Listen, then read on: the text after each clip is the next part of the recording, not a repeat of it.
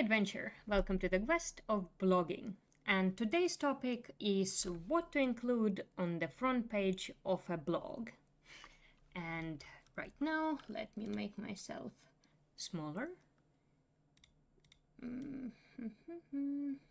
Yes, like so. I hope it looks good. So, right now I'm showing my blog's front page, web design blogs front page. And well, let's just jump right into it. So there are a lot of wonderful tutorials and resources that talk about what to put on the front page of a website. And of course, it depends what your website is about, if it's a business, what's their end goal. What do you want visitors to see, feel, where to go when they land on your front page? But when we're talking about a blog, well, right, my dishwasher is running right now, and I really hope that the sound is not being picked up. But if it is, it's the dishwasher. Sorry about that. So about the blog. Well, majority of blogs want visitors to find the information they need, right? Or to be, or the information they're interested in, and read that information. So it shouldn't be difficult for a visitor to find a blog post when they enter to the front page of a blog, because, well, it is a blog. I just checked that I'm recording because, well, every time it would be pretty sad if I'm not recording. So, if actually I will go here, and this is a simple wireframe that shows a front page of a blog, just a casual blog about, well, hiking, as it seems. And essentially, just when the visitor lands on your front page, what do you want the first thing for them to see? Most often it's your most recent blog post. For example, this area could be your most recent blog post, or it could be, for example, you are a fitness trainer and you organize challenges and you have a blog, but you also offer your guides or your services on the same website. And this area could be, hey, join the challenge, we start in 2 weeks, something like that. And for example, at this button, this CTA would be not read more, but join now, and stuff like that. And then, so it all depends on what you want your visitor to see. But again, most often and on most blog posts, it would be the most recent or the most trending blog. So, for example, it doesn't have to be the most recent, but you are writing about web design and it's the end of the year and people want to know the design trends for year 2026.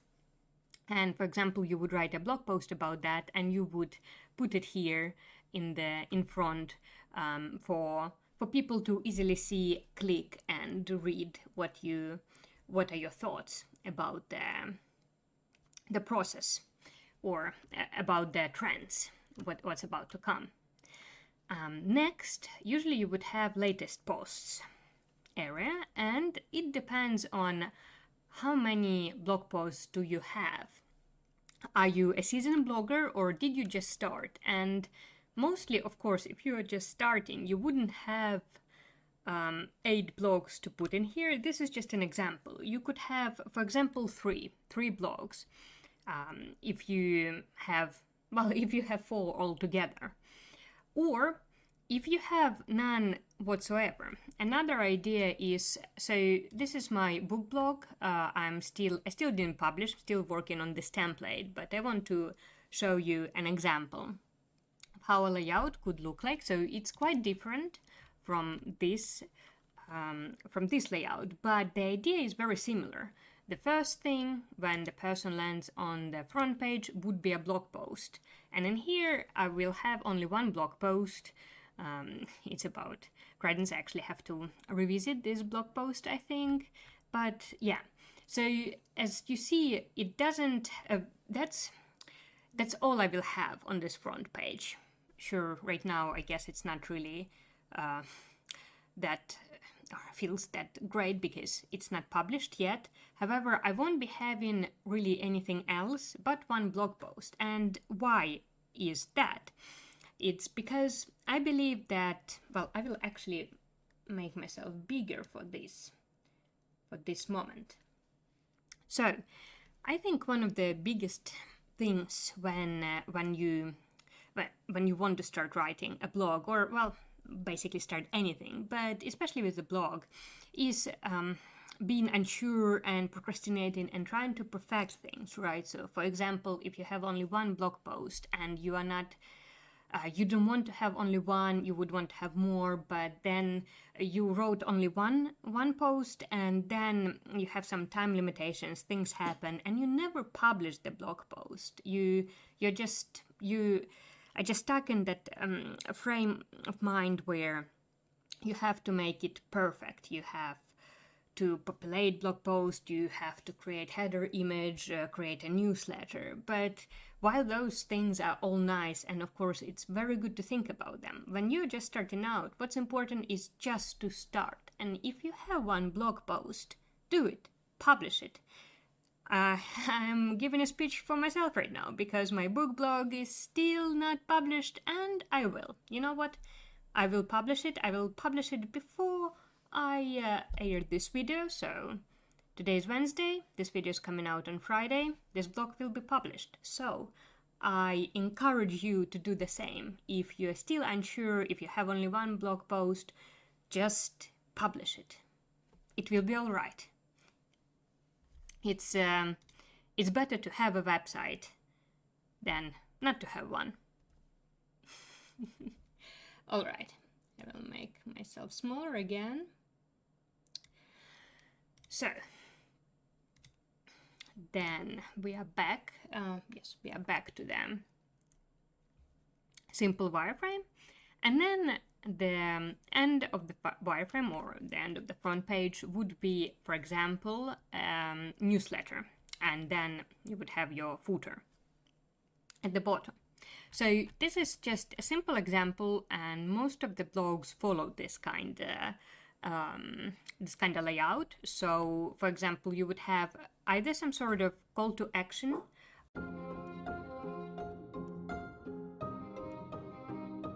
Most websites follow this kind of layout, that at the top you would have either your latest blog post or some sort of call to action. For example, to join a challenge, to check out your service, or whatever it is you have to offer. Then we would have latest posts. So websites would suggest posts.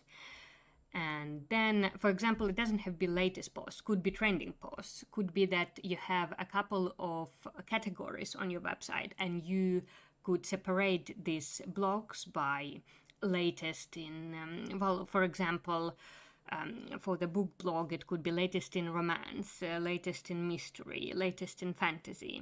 So things like that. It all depends on the amount of information you have and you have to juggle with. And then you would have a newsletter. Or, for example, you could have some other CTA on your website. So instead of this blog, you would have simply check out services, check out the About page, for example, or go to my Instagram and follow for more, things like that. And I'd like to show, so this is my web design blog layout, and as we see, it follows this kind of example.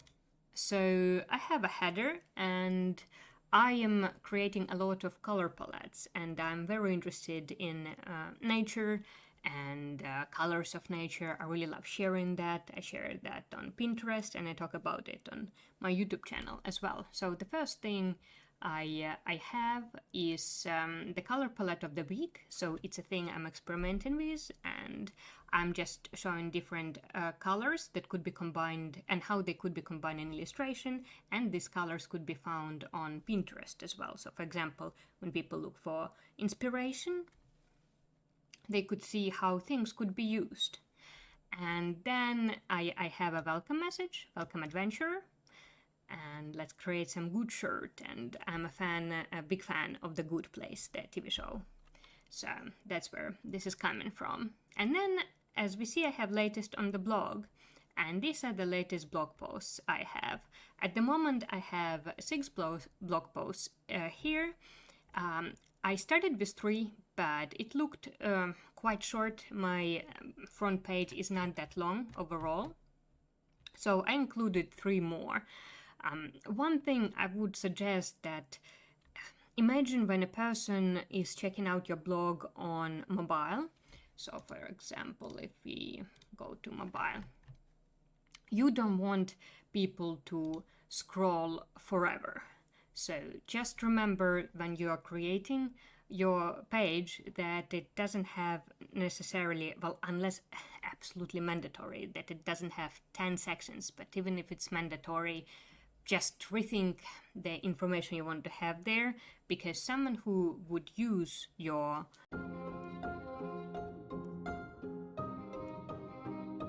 that you don't have a million sections, because imagine someone is scrolling on mobile and trying to find information, how difficult it is for them to find information. Think of your user experience. And how long does someone has to scroll? For example, if you have a newsletter at the bottom, how long would someone have to scroll to find the newsletter to sign up, or to see that there is a possibility to sign up for a newsletter? So then go back. And at the last section, instead of the newsletter, I will be adding newsletter later, but right now I have resources for your design. And then I have 2 places to go for Pinterest boards and starting a blog guide. And starting a blog guide, I have both in my navigation and a link down below at the bottom of my front page. So that's about it.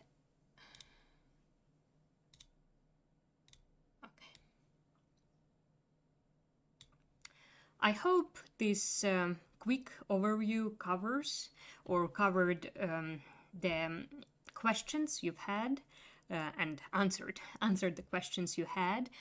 But if it didn't, please ask questions in the comments. I will be happy to make more videos and to reply to them. And I hope you enjoyed.